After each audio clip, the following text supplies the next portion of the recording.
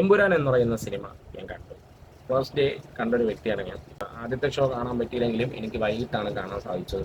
Cinema കണ്ടപ്പോൾ എനിക്കൊരു average അനുഭവമായിട്ടാണ് എനിക്ക് തോന്നിയത്. പക്ഷേ എന്നിരുന്നാൽ പോലും തിയേറ്റർ എക്സ്പീരിയൻസിനുള്ളതുണ്ട്. ഇതിൻ്റെ മേക്കിങ്ങും സിനിമാറ്റോഗ്രാഫി മ്യൂസിക് ഒക്കെ ദീപക് ദേവിൻ്റെ ചില BGMs ഒക്കെ വീക്ക് ആണെങ്കിൽ പോലും ഇതിൻ്റെ പാട്ടുകളൊക്കെ എനിക്ക് ഭയങ്കരമായിട്ട് ഇഷ്ടപ്പെട്ടു. പിന്നെ മഞ്ജു വാര്യർ നന്നായിട്ടുണ്ടായിരുന്നു. ലാലേട്ടൻ കുറച്ച് നേരം ഉള്ളൂ. ഞാനിപ്പോൾ റിവീൽ ചെയ്യാൻ കാരണം എല്ലായിടത്തും റിവീലായി കഴിഞ്ഞു. അതേപോലെ ആ കുറച്ച് നേരം പുള്ളി നൈസായിട്ട് ചെയ്തിട്ടുണ്ട്. ഒരു കുറ്റവും പറയാനില്ല. അതുപോലെ രാജുവേട്ടൻ, സാനിയ, അഭിനോ ആയിട്ടുള്ള ഞാൻ പറയുന്നില്ല, ആ പുള്ളിക്കാരൻ വളരെ നൈസായിട്ട് ചെയ്തിട്ടുണ്ട്. മറ്റേ വേലായുധത്തിലെ വില്ലായി. പിന്നെ സുരാജേട്ടൻ, ബൈജു ചേട്ടൻ നൈസായിരുന്നു കേട്ടോ. ബൈജു ചേട്ടൻ്റെ 1-2 കൗണ്ടർ അടിയൊക്കെ ഉണ്ട്, അതൊക്കെ തിയേറ്ററിൽ ചിരിയായിരുന്നു. പിന്നെ സുരാജേട്ടൻ്റെ ഒരു ചെറിയ കോമഡിയൊക്കെ ഉണ്ടായിരുന്നു, അതും കൊള്ളായിരുന്നു. ലൂസിഫറിൽ കണ്ട കുറേ ആൾക്കാർ ഇതിനകത്തുണ്ട്. പിന്നെ പുതിയ കുറച്ച് ആൾക്കാരും ഉണ്ട്. പിന്നെ ഇന്ദ്രജിത്താട്ടെ, എനിക്ക് ഗോവർദ്ധനെ കുറച്ച് ബൂസ്റ്റ് ചെയ്യാമായിരുന്നു എന്ന് എനിക്ക് തോന്നി. ലൂസിഫർ നമ്മൾ കണ്ടിട്ടുള്ള ഗോവർദ്ധനെ ഒരു ഭയങ്കര ഒരു ഇടലുമായിരുന്നല്ലോ, ആ ഒരു പഞ്ച് ഇതിനകത്ത് കിട്ടിയില്ല. അതെനിക്കൊരു വിഷമമായിട്ട് തോന്നി. പിന്നെ എനിക്ക് ഈ ഒരു സിനിമ ആവറേജ് ആയിട്ട് തോന്നാൻ കാരണം എന്ന് വെച്ചാൽ ഇതിൻ്റെ സ്ക്രിപ്റ്റുമാണ്. ഇതില് നമ്മൾ ഒരു അനാവശ്യമായിട്ടുള്ള കുറച്ച് സാധനങ്ങളൊക്കെ ഇതിനൊന്ന് കട്ട് ചെയ്ത് കളയാമെന്ന് തോന്നി. ചില ഇടങ്ങളിലൊക്കെ അത് വേണ്ടാന്ന് തോന്നിപ്പോയി. എവിടെയൊക്കെയോ ഒരു മിസ്സിങ് പോലെ തോന്നി. എന്നിരുന്നാൽ പോലും ഇത് നമ്മളെ മേക്കിംഗ് കൊണ്ട് സിനിമ ഭയങ്കര രസമായിട്ടാണ് ഇതിൽ എടുത്തു വെച്ചിട്ടുള്ളത്. അതാണ് എനിക്ക് ഇതിൽ ഒന്നും കൂടെ കാണാൻ തോന്നാൻ കാരണം ഞാൻ ഇന്ന് ഈദാണ്. അപ്പം ഇന്ന് ഞാൻ ഏറ്റവും കൂടുതൽ എക്സ്പീരിയൻസ് ചെയ്യണം എന്ന് ആഗ്രഹിച്ചിരുന്ന ഒരു തിയേറ്ററിൽ എനിക്ക് കാണാൻ സാധിച്ചു. എനിക്ക് അവിടെ തന്നെ കാണണമെന്ന് ആഗ്രഹിച്ചിട്ടാണ് ഞാൻ ഫസ്റ്റ് ഡേ ഇരുന്നത്. പക്ഷേ എനിക്ക് അവിടെ കിട്ടിയില്ല. പിന്നെ ആ തിയേറ്ററിൽ തന്നെ വേറെ സ്ക്രീനിലാണ് എനിക്ക് കാണാൻ സാധിച്ചത്. പക്ഷെ എനിക്ക് ആ സ്ക്രീനിൽ തന്നെ കാണണം. കാരണം ഞാൻ എക്സ്പീരിയൻസ് ചെയ്യണം. അതിന് വേണ്ടിയിട്ടാണ് ഞാൻ പോയത്. നമുക്കിപ്പോൾ 1, 2, 3 തവണയുള്ള അല്ലെങ്കിൽ 1, 2, 3 തവണ കാണാനുള്ളതെന്ന് വെച്ചാൽ ഉണ്ട്, കാണാം. ശരിക്കും പറഞ്ഞാൽ ഇതിൻ്റെ മേക്കിങ് അതാണ് നമ്മൾ അത്ഭുതപ്പെടുത്തുന്നത്. ഒരു മലയാള സിനിമയുടെ ഒരു വേറെ റേഞ്ചാണ് നമുക്ക് അവിടെ കാണാൻ സാധിച്ചത്. അതിലാണ് ഈ സിനിമ, അതാണ് ആ സിനിമയുടെ ജീവൻ. മേക്കിംഗ് ആണ് ഈ സിനിമയുടെ ജീവൻ. അല്ല, സ്ക്രിപ്റ്റ് വൈസ് എനിക്ക് അറിയില്ല. സ്ക്രിപ്റ്റ് വൈസ് ഒക്കെ എനിക്ക് വീക്കായിട്ടാണ്, എൻ്റെ പേഴ്സണൽ ഒപ്പീനിയനാണ്, എനിക്ക് വീക്കായിട്ടാണ് തോന്നിയത്. അല്ലാതെ വേറെ ഒരു പ്രശ്നമില്ല. ലാലേട്ടൻ്റെ സ്ക്രീൻ സ്പേസ് കുറവാണെങ്കിലും പുള്ളി ആ ഒരു കുറച്ച് സമയം ഹെവി ആയിരുന്നു. സെക്കൻഡ് ഹാഫൊക്കെ ഒരു രോമാഞ്ചം സീനുണ്ട്, അതൊക്കെ എൻ്റെ തൊണ്ട പൊട്ടി. ആ ഒരു സീനൊക്കെ നൈസായിരുന്നു. എന്നിരുന്നാൽ പോലും ഞാൻ എക്സ്പെക്ട് ചെയ്ത് അത്ര വന്നില്ലെങ്കിലും ഒരു എക്സ്പീരിയൻസിനുള്ളത് ഓക്കെ.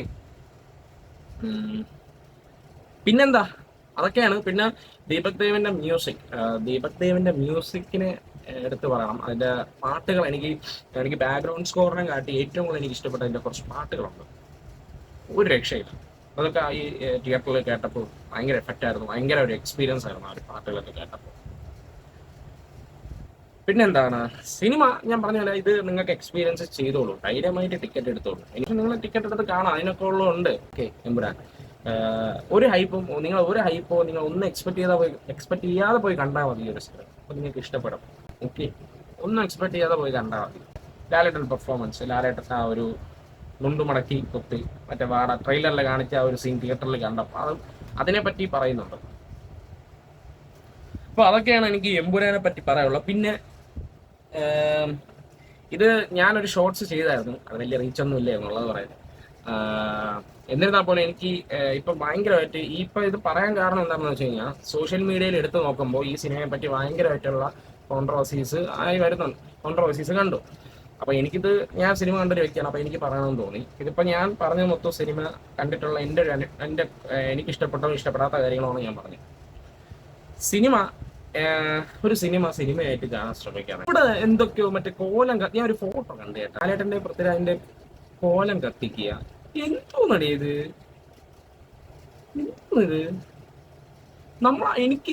ഞാൻ ഉള്ള കാര്യം പറയാം. ആ ഒരു സിനിമയായിട്ടാണ് എന്നെ കണ്ടത്. അല്ലാതെ ഞാൻ അതിനെ ചെകഞ്ഞ് നിൽക്കാനോ അല്ലെങ്കിൽ ഞാൻ എക്സ്പീരിയൻസ് ചെയ്യാൻ പോയി. അങ്ങനെ രാഷ്ട്രീയം പറയുന്നുണ്ട്, പക്ഷെ എന്നിരുന്നാൽ പോലെ അത് മറ്റുള്ളവർക്ക് കൊണ്ട് എന്നുള്ളതായിരിക്കാം ചിലപ്പോൾ കിടന്ന് പൊത്തിപ്പൊക്കെ. എന്നിരുന്നാൽ പോലെ ഒരു സിനിമയായിട്ട് കാണണേ, നിങ്ങള്. ഭയങ്കര വേറെ റേഞ്ചാണ് പൊക്കോണ്ടിരിക്കുന്നത്. എനിക്കറിയില്ല, ഒരു പടമായിട്ട് കാണുക. ഇപ്പം റീസെൻസർ ചെയ്യാൻ പോകുന്നു പറയുന്നുണ്ട്. ഇപ്പം ഞാൻ കേട്ടത് 2 മിനിറ്റോ 3 മിനിറ്റോ എന്തോ കട്ട് ചെയ്ത് പറയുന്നുണ്ടോ. അതിനെക്കാട്ടി കട്ട് ചെയ്യാതിരുന്നാൽ പോലെ. എന്തോന്നേ 2 മിനിറ്റിനായിരുന്നു പിന്നെ എന്തിനു കട്ട് ചെയ്യണത്? എല്ലാവരും ആൾക്കാർ മൊത്തവും കണ്ട്, ഇനി എന്തിനു കട്ട് ചെയ്യണത്? എല്ലാവരും കണ്ടു കഴിഞ്ഞു, ഇനി എന്തിന് കട്ട് ചെയ്ത് കളയണത്? ലാലേട്ടൻ മാപ്പ് പറഞ്ഞതിന് അതിനെ അദ്ദേഹത്തിനെ ഭയങ്കരമായിട്ട് വിമർശിക്കും, ഭയങ്കരമായിട്ട് അതിനെ വിവാദം ഉണ്ടാക്കുന്നുണ്ട്. പിന്നെ അദ്ദേഹത്തിനെ ഭയങ്കരമായിട്ട് സോഷ്യൽ മീഡിയയിൽ ട്രോളുന്നുണ്ട്. പൃഥ്വിരാജിനെ, രാജുവേട്ടനെ ട്രോളുന്നുണ്ട്. ഓ, ഒന്നും എന്തു പറയത്. ശരിക്കും പറഞ്ഞാലേ സിനിമ ഇതൊന്നും ബാധിച്ചിട്ടില്ല. അതാണ് വേറൊരു കാര്യം. സിനിമ ഇപ്പൊ 5-ാമത്തെ ദിവസം ഇതാ ഈദ്, 5 ദിവസമായിട്ടും സിനിമയെ ബാധിക്കാതെ ഹെവി കളക്ഷൻ. ഒരു കാര്യം മനസ്സിലാക്കണം, ഈ സിനിമ ഇറങ്ങിയ സമയം തൊട്ടേ ഈ സിനിമ ഇറങ്ങിയപ്പോൾ ഡീഗ്രേഡിങ്, വ്യാജ പ്രിന്റ്, പിന്നെ ഈ മറ്റേ ഈ രാഷ്ട്രീയം അത് ഇതെന്നൊക്കെ പറഞ്ഞ അങ്ങനെ, പിന്നെ എന്തൊരു നെഗറ്റീവ് റിവ്യൂ, ഭയങ്കര നെഗറ്റീവ് റിവ്യൂ, പിന്നെ അത് പോസിറ്റീവ് റിവ്യൂ ആവുന്നു. ഇങ്ങനെ എല്ലാം വെച്ചിട്ടും വേറൊരു രീതിയിൽ പൊക്കോണ്ടിരിക്കുകയാണ്, വേറൊരു ലെവലിൽ പൊക്കോണ്ടിരിക്കുന്നത്. അപ്പോൾ അത്രയ്ക്കുള്ളൂ.